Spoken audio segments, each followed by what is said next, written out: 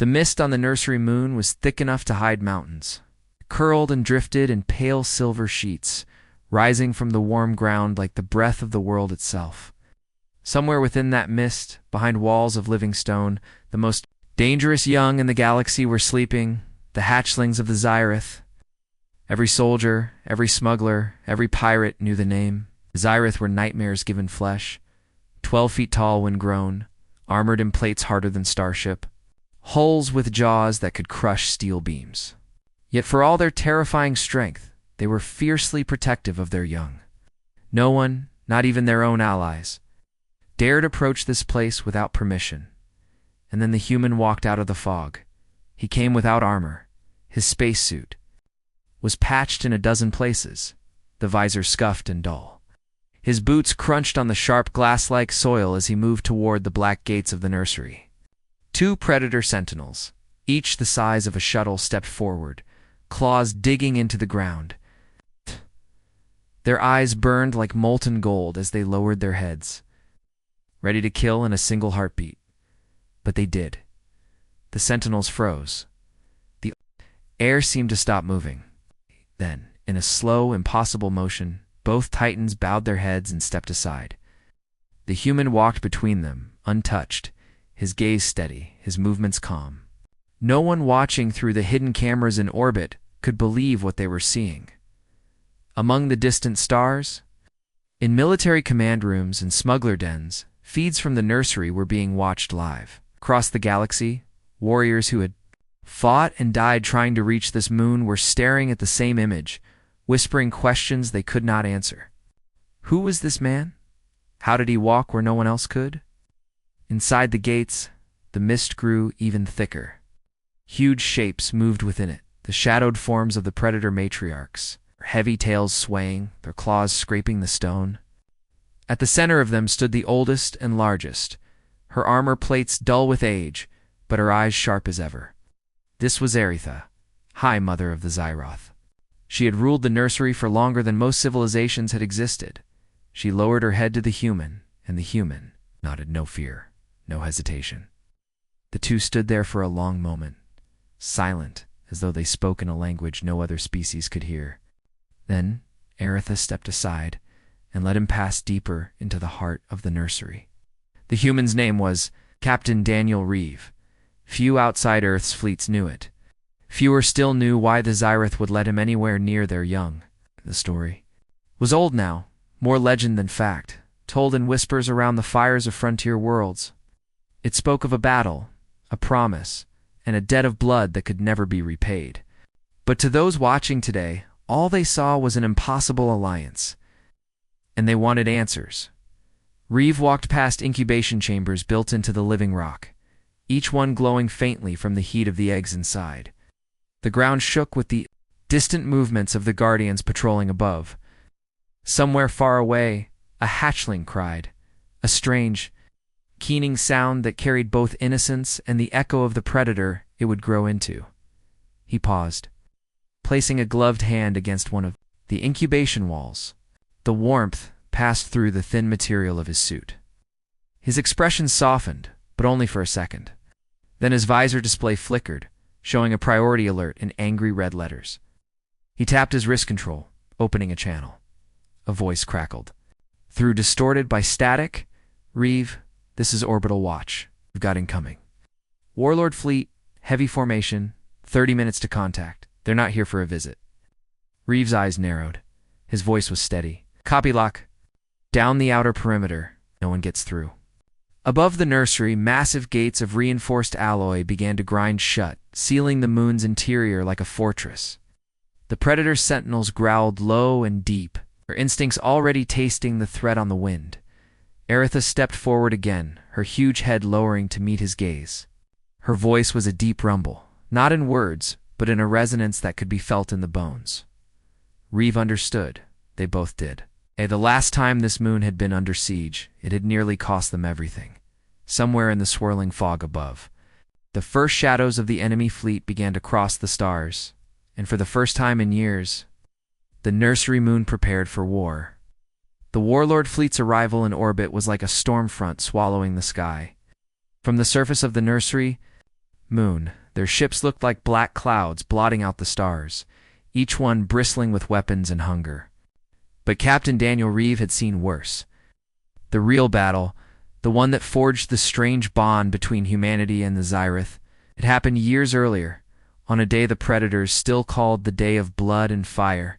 It had started on a world far from here, a jagged planet of red stone and shallow seas. The Zyrith had chosen it as a breeding ground, safe from rivals and predators, or so they believed. That belief shattered when the Karvik came. The Karvik were not hunters. In the old, noble sense, they were raiders. They killed not for food, but for trophies, for sport, for the thrill of watching something helpless die. And the Zyrith young were the rarest and most prized trophies in the galaxy. On the morning of the attack, the sky had turned black with Karvik assault craft. The Zyrith warriors met them with claws and teeth, leaping into the air with terrifying speed. But the Karvik came with plasma cannons and shield walls. The battle was savage from the first moment. The Predator's strength was legendary, but the Karvik fought with distance. Burning the ground and snatching hatchlings from the nurseries, it was in the chaos of that slaughter that the humans arrived. No one had called them. No one had asked. The humans were passing through the sector, escorting a convoy of medical ships, when they caught the Zyroth distress signal. Most species would have turned away. The Zyroth were feared by all, and fighting for them was an invitation to be torn apart later. But the humans didn't turn. The convoy's commander, an officer named Elias Reeve, Daniel's older brother, ordered the fleet to drop out of faster-than-light travel and head directly into the war zone. The first human ships came in low between the Karvik lines and the Zyrith nursery walls. Their guns roared, not in warning, but in the brutal language of war. Dropships screamed through the air, unloading Marines who formed living shields around the Predator hatchlings. It didn't matter that the humans were smaller, weaker, softer than the Predators. They planted themselves between the young and the enemy. They did not move. The Zyrith warriors had never seen anything like it. Even their own kind fought first for territory, for survival, for victory. But the humans fought for the young as if they were their own blood. Elias Reeve led the charge into the heart of the Karvik lines, cutting down raiders with cold precision. While human medics carried Predator hatchlings to safety, the fighting lasted for hours. Fires swept across the redstone plains. Bolts turned the air into burning glass. The Predators fought with renewed fury, not just for their young, but because they saw the strange, reckless courage of these fragile creatures from Earth. By nightfall, the Karvik were broken.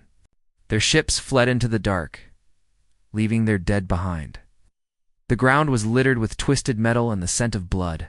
Karvik blood, Zyrith blood, and human blood. Elias Reeve did not survive that day. When the battle reached its final moments, a plasma strike targeted the main nursery dome. Elias intercepted it with his own ship, ramming the Karvik gunship before it could fire. The explosion lit the sky for miles, and when it faded, there was nothing left of him but the echoes of his sacrifice. The Zyrith High Mother, Eritha, stood over the nursery's gates that night and swore an oath. From that day forward, the young of her kind would be guarded by humans whenever possible. For in all the galaxy, no other species had ever bled so willingly for the children of another. Years later, when Daniel Reeve stepped onto the nursery moon, it was that oath, that promise born in blood and fire, that kept the Sentinels from killing him where he stood. But in the present, above the moon, the Warlord fleet was drawing closer. And this time the Predators and humans would have to fight side by side again, or watch the oath die with them. The Warlord fleet had taken orbit like vultures circling over a dying beast. Their dark hulls glimmered in the weak light of the nebula, weapons arrays unfolding like the petals of some black, poisonous flower. From the ground, the ships were only shadows passing through the clouds. But Captain Daniel Reeve didn't need to see the details to know what was coming.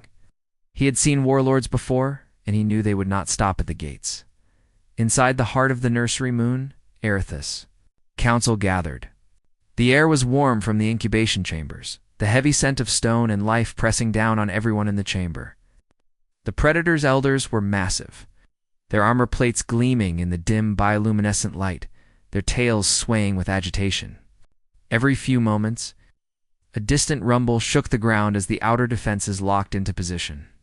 One of the younger warriors stepped forward, his voice deep and sharp. "We must flee. The eggs can be moved. We can hide them among the outer moons, until the danger is past." His words were met with growls from the others. Fleeing meant scattering the young, risking them in the empty dark where anything could happen. Aretha turned her golden eyes on Daniel Reeve. "Human, you have fought with us before? You have seen the blood price of our mistakes. Speak. Do we run?" Reeve's jaw tightened. He glanced toward the glowing walls of the incubation chamber, where hundreds of unborn Xyrith lay. His voice was calm, but beneath it was a steel edge. "If you move them, you lose them. Those warlords are not here for battle, they're here for trophies. And once they have the young, they'll vanish into the dark and sell them to whoever will pay. You know what that means?" The chamber fell silent. Once taken, the hatchlings would never return. It was then Aretha lowered her head slightly, not in submission, but in acknowledgement. "When my kind swore the oath of blood to your people, you promised that never again would our young be abandoned to the enemy. Never." Her voice was a rumble that seemed to come from the stone itself. Reeve nodded slowly. "Then we stand. But we don't stand in the open and let them burn us down. We make this moon a weapon. They expect to fight predators. They don't expect to fight humans and predators together." The elders shifted, curious now. "A weapon?" one asked. Reeve stepped toward the central table, pulling a small device from his belt. A holographic map of the nursery moon appeared, showing the twisting caves, the volcanic vents, the mineral-rich ridges. "This place is alive," he said. "It's got heat vents hotter than a starship engine and magnetic storms that'll tear their sensors apart. We use that. We pull them in close, choke them, blind them, make them fight where you fight best, where they can't keep their distance." A deep growl rippled through the council chamber. The predators liked this idea. They were built for the crush of close combat, for ripping and tearing in the dark. Aretha turned to him again. "And if the plan fails?" Reeve met her gaze without flinching. "Then we die standing in front of the young, just like my brother did." The room was quiet after that, save for the low hum of the incubation chambers. The predators understood the weight of what he had said. This was not a fight for land or power. It was the fight of a promise that had been sealed with blood years ago. Above them, the warlord fleet began its descent. The ground trembled as their landing craft broke through the atmosphere. The predators moved to their stations, claws clicking on the stone floors. Reeve checked the charge on his rifle, the faint green glow of the ammunition counter steady. The oath was unbreakable. And tonight, it would be tested again. The first warlord ships broke through the cloud cover like falling meteors, their hulls glowing faintly from the heat of re-entry. Their landing thrusters screamed, sending waves of dust and shattered rock into the air.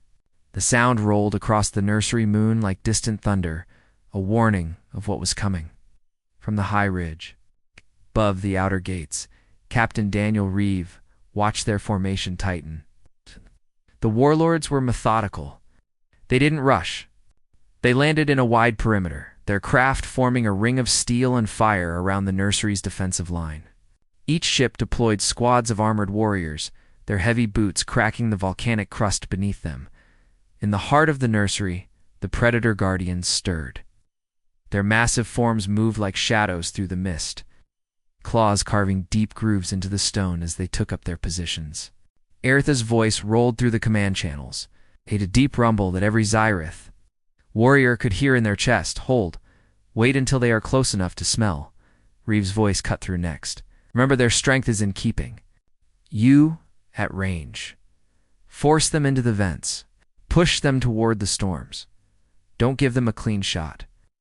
The outer perimeter gates began to quake as the first warlord artillery rounds slammed into them. Sparks and molten fragments sprayed into the air, lighting the mist in flashes of red and gold. But these gates were not just steel. They were layered with heat-reactive minerals mined from the moon's own crust, minerals that burned hotter when struck, creating plumes of blinding steam that rolled over the attackers. Through the roiling fog, the predators charged. Silhouettes were monstrous, towering forms with jaws wide open, their roars echoing across the battlefield. The warlord lines shuddered under the impact, but this was not a simple predator charge. Reeve had seen to that. Hidden in the shallow valleys between the ridges, human soldiers waited with magnetic mines strapped to their chests. They let the predators slam into the warlords first, drawing the enemy closer before triggering the mines in quick bursts that tore apart entire squads overhead. The magnetic storms began to swirl, a natural phenomenon Reeve had studied during his first visit to the moon. Now, with carefully placed signal beacons, he directed those storms like weapons. Warlord drones spiraled out of control, crashing into the rocks or each other. Their sensors fried in bursts of electromagnetic fury. For a moment, it seemed the plan was working perfectly. The warlords were losing ground. Their formations were breaking. Their long-range fire growing desperate and scattered. Then the sky split open. A colossal shadow descended from the upper atmosphere. The warlord flagship.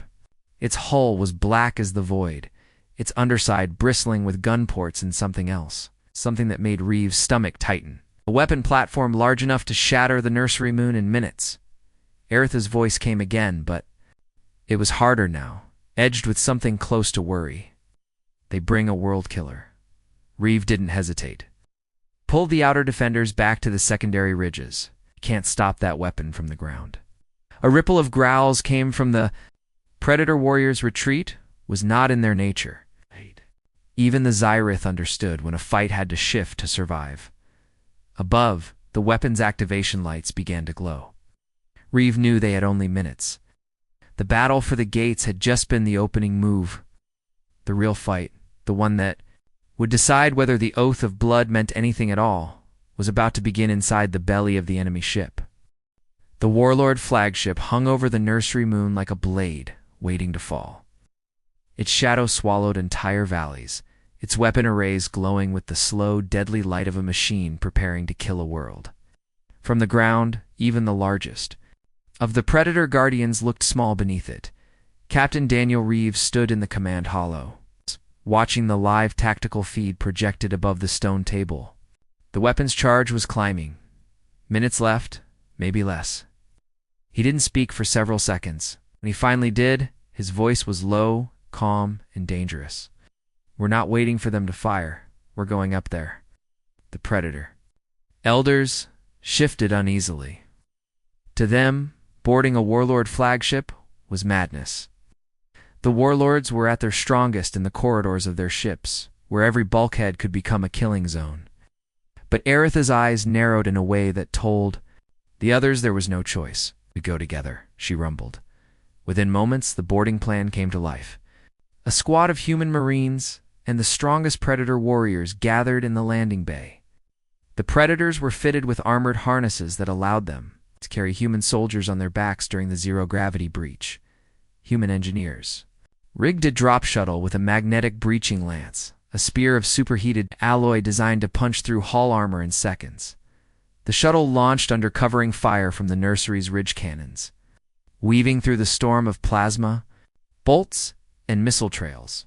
Predator roars and human battle shouts mingled inside the shuttle's cramped hold. They were going into the enemy's teeth, and everyone knew it. The impact came like a thunderclap. The breaching lance struck the flagship's lower hull, melting. Through meters of composite steel, the shuttle locked in place, its rear doors blowing open to a flood of smoke and red emergency lights. Then the Predators surged forward. The corridors inside the flagship were tight for the Xyrith warriors, forcing them to crouch and twist, but that made them even more terrifying in close quarters. Claws ripped through warlord armor. Human rifles stitched lines of burning light through the defenders. The air was thick with the smell of scorched metal and alien blood. Reeve led from the front. Rifle in one hand, a combat knife in the other. He knew the flagship schematics not perfectly, but enough to find the path to the weapons core. The warlords fought like cornered beasts, their numbers pouring into the hallways. But the attackers never stopped moving. Every second. Wasted brought the weapon closer to firing. Finally, they reached the weapon control chamber, a vast circular room humming with lethal energy. In the center stood the weapon's heart, a spinning core of glowing crystal, held in place by gravitic. Field's warlocks, of the warlord order, clad in heavy armor, guarded it. The fight that followed was chaos. Predators smashed through the guards like living battering rams, their claws leaving deep rents in the steel floor. Human Marines used their smaller size to slip between the larger warriors, cutting down enemies from angles they couldn't defend. Reeve vaulted over a fallen guard, firing point-blank into the control console until sparks burst from it. But the weapon was still charging. Damaging the controls wasn't enough. The only way to stop it now was to destroy the core entirely, and that meant overloading it from within. Aerith turned her great head toward Reeve. In her golden eyes, saw the understanding. The core could be destroyed, but the blast would consume everyone in the chamber. Reeve's voice was steady. "You get your warriors out. I'll stay." Her answer was a growl that shook the walls. "The oath is not kept by leaving you behind." "Human." Before he could argue, she slammed one of her claws into the gravitic stabilizers. The core's spin faltered, light flaring so bright it seared their eyes. Warning sirens howled across the ship. The Predators and Marines began to retreat, dragging the wounded with them. Reeve stayed with Aerith, covering her as she tore into the stabilizers with brute force. The weapon's charge destabilized, rising in a screaming crescendo. The last thing Reeve saw before the flash was Aerith's massive form shielding him. With her body as the core erupted in a storm of fire and light, far below, on the nursery moon, every Predator looked up as the Warlord flagship bloomed into a burning star. The wreckage of the Warlord flagship burned in the upper atmosphere, breaking apart into thousands of fragments that streaked across the nursery moon's night sky. Each falling ember lit the mist in flashes of gold and red, like the heavens themselves were honoring the dead. In the quiet that followed, the Predators stood at the gates of the nursery, their massive forms outlined by the faint light of the incubation chambers. They had fought with everything they had: claws, teeth, and unshakable will. Beside them, shoulder to shoulder, the humans had fought too. The oath of blood had been tested, and it had not broken, deep inside the recovery. Tunnels. Captain Daniel Reeve opened his eyes. The world was dim, muffled as if he were underwater. Shapes moved around him, human medics checking his vitals. Predator healers standing close enough to guard the room. He tried to sit up, but a heavy claw pressed gently on his chest, holding him still. It was Aerith. Her armored plates were scorched, her left eye clouded from shrapnel, but she still loomed like an unshaken mountain. For a moment she simply looked at him, her golden eye unblinking. Then she reached down and placed something against his chest, a curved crest made from the black armor plate of an elder. Zyrith warrior. Every human in the room stared. They knew what it meant. The crest was the highest honor of the Zyrith, never before given to any outsider. To wear it was to be recognized as kin. Aerith's voice rumbled low, but it carried the weight of worlds. "You've kept the promise your brother made. And now, all who bear my blood will know your name." Reeve's hand closed around the crest. For a moment his throat tightened, thinking of Elias, of the day the oath began, and of how it had nearly ended tonight. A faint smile. "You know, we'd do it again." Outside the nursery was alive with sound. Predator hatchlings, their eyes bright and curious, peeked from the incubation chambers. They had no fear of the humans moving among them, only fascination. One small hatchling, scales still soft and new, toddled forward and pressed its head against the knee of a human Marine. The soldier froze, unsure, then knelt, resting a hand gently against the creature's warm hide.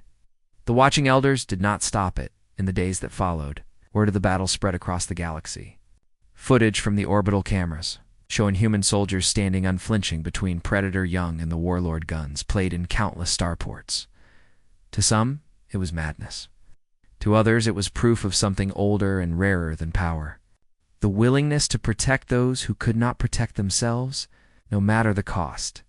And so the answer to the question spread as well. Whispered in markets and war councils alike, why do the most lethal creatures in the galaxy let humans guard their offspring? Because in a galaxy of empires and predators, humans are the only ones who fight for another's young as fiercely as their own.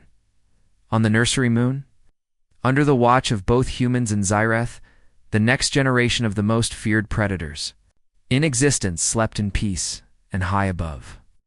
The wreckage of the Warlord flagship drifted through the nebula, a silent reminder of the night when the Oath of Blood was kept.